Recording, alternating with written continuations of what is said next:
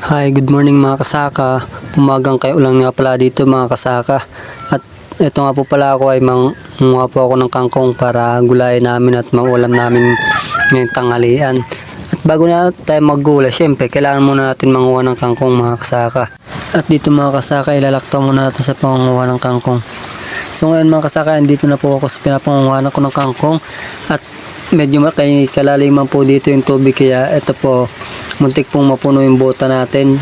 Nagbota lang po ako dito mga kasaka dahil may sugat po para naman kahit pa paano hindi mabasa yung sugat ko. Dito nga po pala kinuha ko yung lagayan ko ng kangkong para naman na hindi kubit-bitin lang mga kasaka. Kasi nga po ito, goods na to mga kasaka, konti lang naman kami dito kaya okay na to mga kasaka. Kaya agad na rin ako mga kasaka dito ay umakit ng nyog para naman paano ay may lagyan tayong nyog, kasi masarap po dito ngayon ay yung ginataan. Dalawang buko nga pala kinuha ko dito mga kasaka at napakahangin pala. Dito nga pala mga kasaka ay hinimay ko na po dito yung kangkong para naman ay mahugasan na rin to.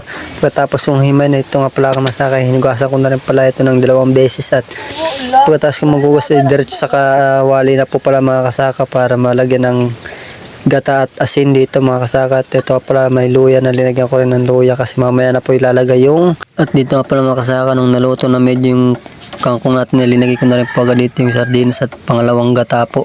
Medyo marami po dito yung sabaw para patuyuan po mamaya.